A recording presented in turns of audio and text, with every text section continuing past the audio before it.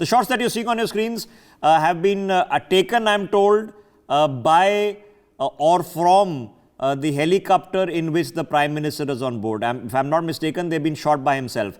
And you can have a look at it. It is showing you the complex of the Ram temple site and the adjoining areas. And of course, then that predicates the fact that Narendra Modi has now landed and is about to arrive at the site of the ceremony. And remember, the ceremony is going to begin in just over an hour's time inside the Sanctum Sanctorum, where the idol of the childlike form of Lord Ram, the Ram Lalla as it is called, has already been placed, and the preparations. All the other dignitaries you've seen, the Mittal brothers of Airtel and Anil Ambani and the head of Vedanta and Abhishek Bachchan and Alia Bhatt and all those people have already come.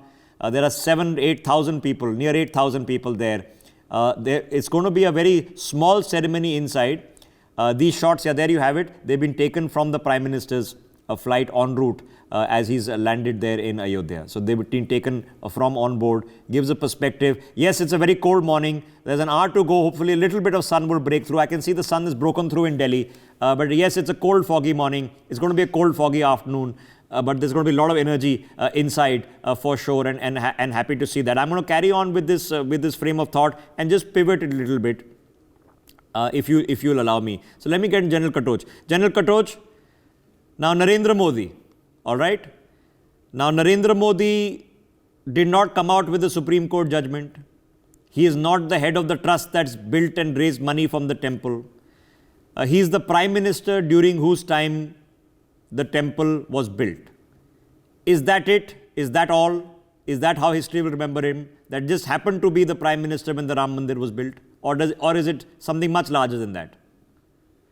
No, I think it is much larger than that, Rishabh. You see, Narendra Modi is not, he will be remembered as a person under whose premiership the temple was built. I mean, let us not deny the fact that you still require a political authority, both in the center and the state, to execute a project of this magnitude. Regardless of the Supreme Court ruling, if there was another government in power, even in Uttar Pradesh, I don't visualize the temple. General Katoch, what is it, just a coincidence? Or was it a self-created destiny? Coincidence would mean that, okay, it's a rule of the die, somebody else could have been Prime Minister, or had Narendra Modi not been Prime Minister, most likely we would not be sitting here watching this today. You see, there is something in leadership and in the quality of a man and in the quality of his government. The Prime Minister Narendra Modi has provided it, which has made many things possible. You see, even a simple thing like economic reform, like the GST, it was recommended during the time of Indira Gandhi, and she said, no, we can't do it here. Well, you found a man who could do it. The abrogation of 370, you found a man who could do it. Ultimately, it all revolves around leadership, about belief in yourself, and in what you feel to be the greater good of the nation. That came about, so we see the results.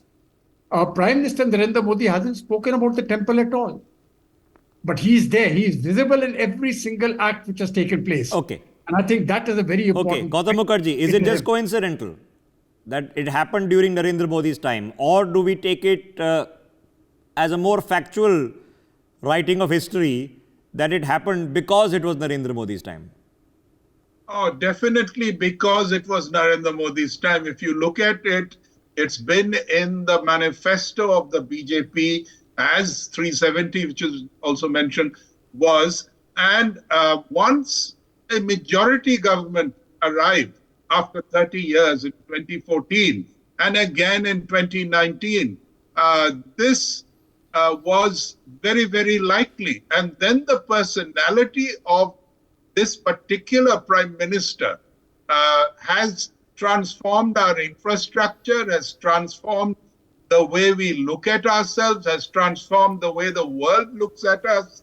And definitely this temple would not have happened if Narendra Modi wasn't the Prime Minister. Okay, so let me flip around the question. Had a different result come our way 5 years ago, Joyita, in 2019, and there was a different government in power, that is devoid of a temple trust or devoid of the Supreme Court and how it comes to its conclusions, do you think we'll be sitting here today if there was a different government in power? Would this temple have gotten built? Rishabh, I don't think so. And that is, that is why I think Mr. Modi is so important, is that nothing like this would have happened.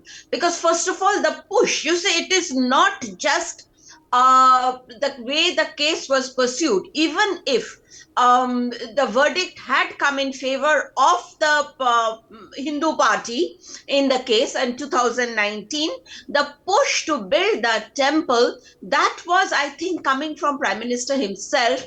The speed at which happened and all. I mean, I don't think any other leader would have been able to do it. I mean, Mr. Modi is a man, from whatever we have seen in the last 10 years, that he is a man who sets a target, who fixes a target, and he decides, and it has to be achieved. And you see, it's I wouldn't say happy coincidence. It's one of also the reasons why the BJP is in power, because its manifesto is such, it appeals to a large section of the people.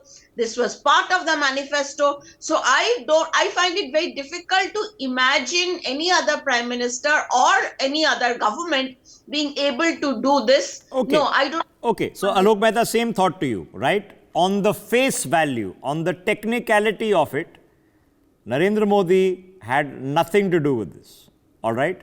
But is it scarcely imaginable that if there was a different government in power, if it wasn't Modi, that we would be sitting here on January 22nd, 2024, inaugurating the Ram Temple? Yeah, certainly it was very difficult if other prime minister was there, because I remember Narasimha Rao, he thought that if you do nothing, then everything will be all right. You see, you can't do in such a manner that you think, okay, because we are ruling, and what Joyitaji was also mentioning, divide also the people, parties divide. Here the Prime Minister Narendra Modi, and in long term, just I would like to mention one more fact.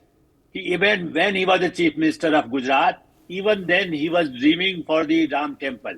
He was trying to do something. And that's why even for Mr. Amit Shah, he asked him to do work on the Kashmir. When I work on, just do some study, everything, because Narendra Modi was also traveling in Kashmir when he was in the organization, in RSS or in the BJP secretary. So I think he always think for long term and for conviction with results. I have never seen such a prime minister with conviction, a clear target, and want to implement in a time-bound program. Because that's why he's talking about the next 50 years for 2047. Okay, so Alok Mehta, let me ask you then, why do politicians often prefer doing nothing? It's much easier to do nothing, because every time you do something, you might irritate someone. Okay, let me give you an example. I remember having this conversation with the Highways Minister, Nitin Gadkari, several times. I said, during my entire childhood and growing up as a young adult, every time the government went on a project, let alone build a massive road, there was riots and hartal and strikes, and everybody's upset. So I said, how you solve the problem? And the answer is, we give people a fair value for their land. They get the highway, and once they get the highway, they are allowed to open their dhabas and shops and shopping malls and restaurants. So they win-win, and we've solved the problem. Highways are being built at a miraculous rate in India, and there is no protest anywhere. So if you do things, you can solve the problem, or you can do nothing and leave it as it is. Alok Mehta, why do politicians often prefer doing nothing? Because they want to please everybody, and nobody is pleased. What happened in tribal area? You see, recently we have seen in Pastar how people voted for the Prime Minister Narendra Modi. They were not voting even for BJP. They think that Modi can deliver the roads, for the facilities. What you are talking about, Mr. Gadkari also very rightly said. Now they see when it was not possible in the remote tribal area, and now even the northeast, Rahul Gandhi is moving around because the roads are there. I was there in Arunachal Pradesh in 1982. See the situation, how different it is. How in Lakshadweep, I went by boat. We can't go at the time in 83 in Lakshadweep. So see, this is the development, and the people are integrated. Now we say because of the Hinduism, because of the patriotism, people are supporting Modi. No, because if you give power and give help to those people, then they realize And that's why the earlier prime ministers, they used to just say, okay, Is just they will do be with us nothing. because they Okay, have... and ladies and gentlemen, this is the difference in history between the 10-year tenureship of a Manmohan Singh and now the concluding 10-year, and who knows what happens next, tenureship of a Narendra Modi. This is the difference. That the biggest event that happened during the Manmohan Singh presidency was the India-US nuclear deal. Just think about it. What's the worst thing that comes to your mind in which you say that Manmohan Singh really took it on and got it done? Okay? That's the US nuclear deal. You can argue that we haven't built any nuclear reactors, so that's not really helped in practical terms. But in terms of a substantive re-energizing of our association with the United States, certainly it happened at that point of time. Okay? Think of anything else? You can't, right? Because you've had a premiership that's mostly been about managing things as they existed. Going ahead, there is a path of progress, but when you have to take leaps ahead and get things done, that's the difference. Now, you can argue that the arc of history is such that, of course, India is richer today, in a better place today, so things are better, so it's easier to do things. Yes, you can argue this. Our parents had a completely different time. Their parents had a completely different time. So let me quickly get Joyita here. I have more guests joining us. I can see Rabinder Sachdev as well, and others. I'm coming to you, gentlemen. Joyita, can you hear us? So, Joyita, so now let me ask you the other cynical question. That it's the 22nd of January. We are probably 2 months away from a general election. Probably 2 weeks from now, the general election will be announced. That this Ram temple has just been done to win votes. That Narendra Modi is in it just as a politician. Or is there a larger purpose here? Was he actually in it to build the Ram temple? If it incidentally helps win votes, great. But this is also about getting something done. I think it is first and foremost about getting something done. We have all been hearing about that, I would say incident or other story that about how Mr. Modi, when he visited the Ram Mandir during the time of that agitation, and our photographer asked him that, when are you coming back again? He said that, until and unless until the temple is built. So, to keep to his word and the way he has ensured that this project gets done, this is an article of faith. This comes from conviction. This comes from immense belief in something that, when we are talking about a civilizational moment, this is what it is about. He truly believes in, the restoration of the glory of what Hinduism has been, with minus the aggression. Although the history of Babri Masjid and Ram Janmabhoomi is contentious, but the fact of the matter is that it is now much more inclusive. So yes, and it is but natural. You see, to deliver also, you need to be in power. Unless and until, there is no point being out of power, out of your generosity of heart, because, do not want to take any political mileage, derive any political mileage out of an incident like this. So it is but natural that this will happen. But yes, I think it is coming from a place of conviction. Look at the way he has been going around South India for the last 11 days, the fasting. He need not have done all that, isn't it? He's just purifying himself because he's the main Yajman today. Okay. So he's following everything. Okay, so it comes from a point of calculation, why not? But it also comes from a point of conviction, okay? So yes, it's no coincidence that this is happening just a few weeks before a general election. You can well argue that once the deed is done, people who wanted you to come and do the deed and cast your votes in that regard no longer feel the need. It can cut both ways. So is there a calculation in the timing of this inauguration? For sure. But is it reasonable to say that if it is to be done, were it to be done, best it be done quickly? And I'm quoting Shakespeare here. Yeah. If it is to be built, were it to be built, build it quickly, build it well. This is going to outlast Narendra Modi. It's going to outlast the BJP administration. It's going to outlast most of us. As you see Sonu Nigam on your screens. Let me get Rabinder Sachdev into this. Rabinder Sachdev, so we're now trying to have a larger question on the significance of this, because let's not underestimate or undercalculate or even treat with contempt how important this is for so many people. And in the true Indian style, they'll be out on the streets, they'll be boisterous, they'll be vocal, like an Indian wedding or Indians at a cricket match. Okay, we are not shy about anything. But in the not being shy about anything, for the people who are watching this happen, what are they seeing? What are they witnessing? Thank you, Rishabh. How to describe multiple words? Maybe they're seeing celebration, history, a milestone, more than a milestone, if it could be said, much more than a milestone. In Hindu religion, or let's say in the Sanatan journey itself, this is a huge milestone. You're seeing celebration, but also we are seeing a lot of other things like the message of Ram Raj, right? Peace, compassion. That's also going out a lot as you see the various bhajans which are playing out and all. Then you're seeing a lot of culture.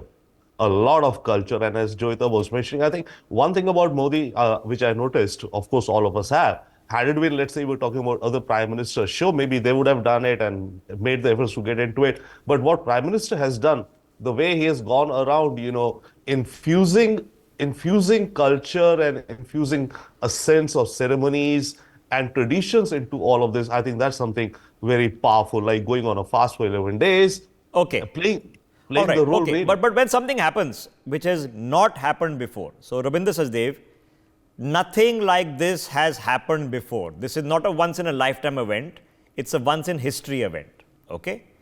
Nothing like this has happened before. Now, when nothing happens, you can be, when something new has happened, which has not happened before, and you are not understanding the moment, the significance of it, where it goes from here, some people are going to be reveling in it, celebrating in it, but the others are not understanding it. Okay, so what are we telling the Muslims of India? What are we telling the minorities of India? Are we telling them that Hinduism is back, guys, chest thumping, or are we telling them that in the revival, in the end of two nation, in the understanding of responsibility and sabhyata and sanskar and itihas and Ram Raj, therein lies the future of secularism. Therein lies the future of good governance and tolerance. What are we saying here? What's the message?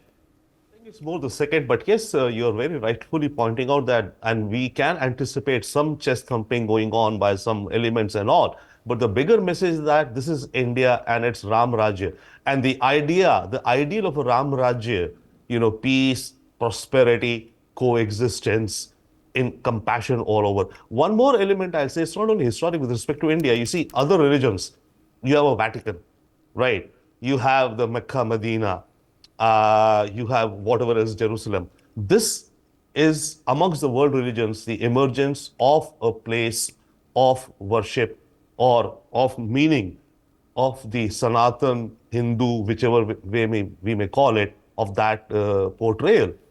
For the Hindu religion as such, or for the Sanatan tradition, we did not have a huge, let's say, symbolic place. Okay, this is where it began, right? Now, in some senses, this is where it began. So now, that's why I was saying it's very historic in many ways. Okay, so let me rephrase. Joyita, help me out on this before I come back to the good Colonel. I think Colonel Sodhi is with us also. Joyita, just let me quickly rephrase it, because if I sit down in today, okay, and I'm sitting in Geneva, or let's say I'm sitting in Davos, okay, and I'm attending a meeting of the World Economic Forum, and during a cup of coffee in the morning, we're discussing good Christian values, okay?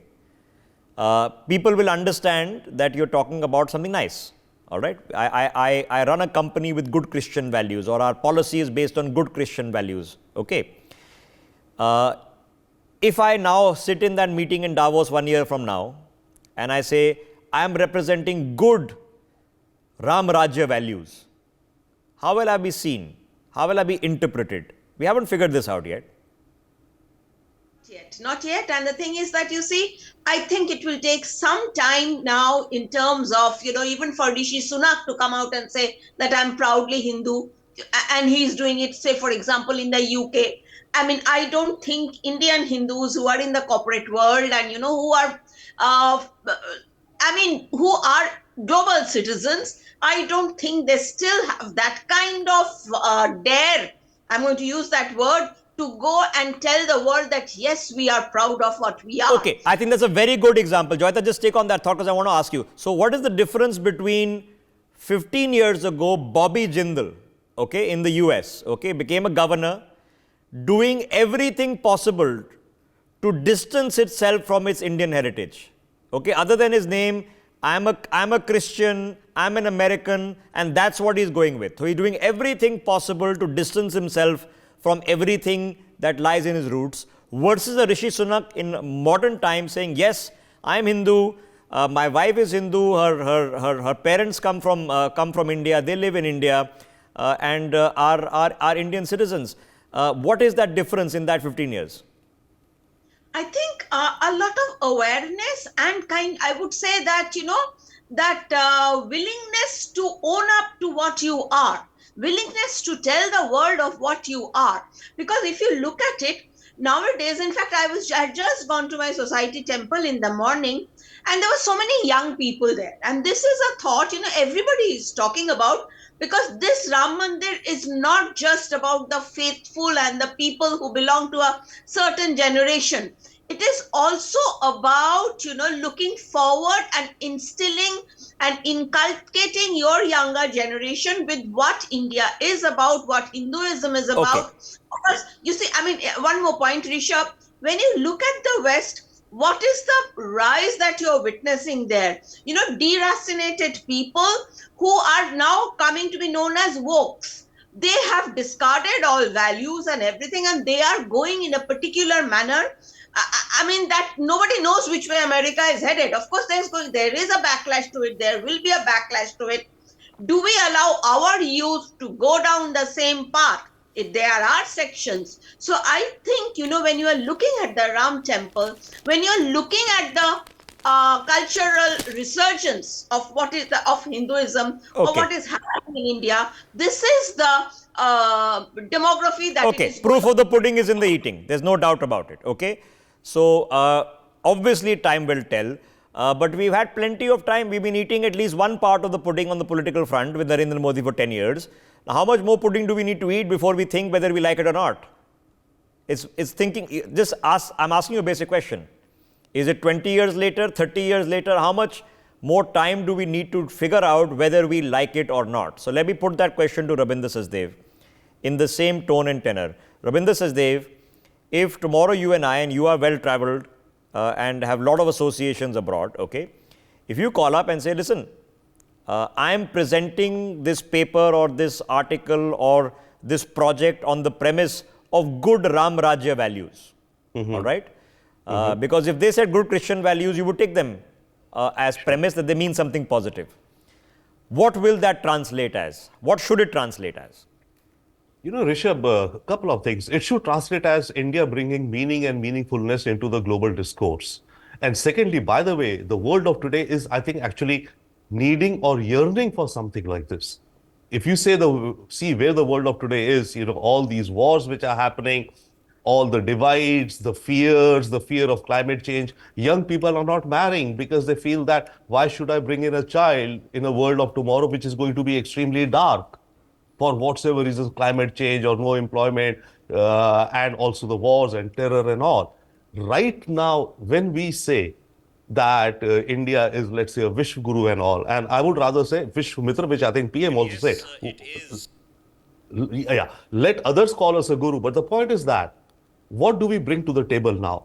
We bring a lot of things, but I think if you use the term Ram Rajya, I think if we bring it in a strong manner across the world, I think the world will listen to it. Okay, so 10 years of the aspersion that a Narendra Modi as Prime Minister was somehow Hindu majoritarian for past 10 years, from your BBC to CNN to Al Jazeera to New York Times to Washington Post, on and on and on. They can't utter the name Narendra Modi and not mention Hindu majoritarianism. Okay? So they've had 10 years now to observe, to reflect, introspect, see what's happened. You won't believe it. I was having lunch yesterday and somebody was telling me that there are foreign media organizations very hassled about advisories that have been issued. and I run a news channel. I've seen the advisories. Which advisories very hassling? No, the very draconian advisories. I mean, what are the draconian advisories? I've read them all. I didn't notice anything. No, there are some advisories in which you can't show the Babri Masjid, the demolition. And I'm thinking to myself, it hasn't struck me that why would somebody today want to be showcasing visuals of the Babri Masjid? Why would somebody want to do that if that person is? Let me give you an example, okay? Let's just have this conversation, please, okay? Or we listen to what's happening there. We can't do both, okay? So the premise is this. Let me give you a premise. You had a property dispute in your family which you've now resolved, okay? And you're trying to move ahead with it. It's to the benefit of the entire family, okay? But somebody out there wants to put out only the past because that's the problem. Yes, frankly, then yes, absolutely. Every time I meet a Britisher, I should be carrying with myself photographs of Jallianwala Bagh, okay? I should just keep them in my pocket. So it is a species of motivation. So the question you have to ask yourself fundamentally is, it's been 10 years. In the money that's been distributed in the schemes, in the houses that have been built, in the roads that have been built, in the toilets that have been built, in terms of the bank accounts that have been opened and the insurance cards that have been given out. In all of these things, have you had enough of the pudding to think, actually, it was just fine, okay? And something good is happening or not. All right, and you get to have a chance in elections that are coming up. Let me quickly get Colonel Sodhi into this. Colonel Sodhi, we're on the countdown to this. What does this mean, sir? What is this significant for? Is it a Hindu event that is taking place and we are all going gung-ho because it's a Hindu event, or is it something about the country? Jai Hind, Rishabh. It's my honor to be on a news channel and a privilege to be with the esteemed co-panelist. It is a matter of immense pride for every Indian citizen and NRI, the consecration ceremony of Ram Mandir, which is taking place in Ayodhya today because of 4 main reasons. And then I'll come and answer your specific question. The first is the civilizational correction. The historical wrong done centuries back by foreign Mughal invaders has been corrected today. The second is religious significance. Ayodhya will become the focus point of Hinduism, as is Vatican for Christians, Makkah Medina for Muslims, and Amritsar for Sikhs. Thirdly is economic prosperity. Ayodhya is expected to have 8 crores pilgrims and tourists every year, which will be the highest for any Indian city. And the last is geopolitical lessons, where there are 52 wars and conflicts occurring in the world as we speak today. And Ayodhya is an example. The Ram temple is an example that the war is a last resort. And even if a country emerges victorious, it doesn't rule over the other country. Now, Rishabh, coming to your specific question.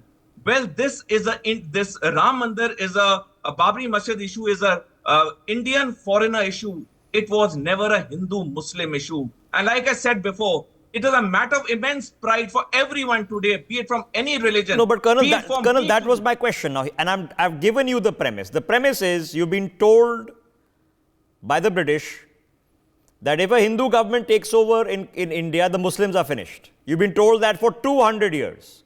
You've been told it so much that even the Hindus believe it, that this is what will happen, okay? Now you've had 76 years of independence, 10 years of Narendra Modi. You've had plenty of chances to taste the pudding, and I accept the proof of the pudding is in the eating, not in the words and the commiserations or the convincing aspects of it. Is there something to be fundamentally troubled about, or are we doing well in the most inclusive way possible? Rishabh, we are doing extremely well, and there is no reason for any Indian citizen, irrespective of his religion, to feel troubled.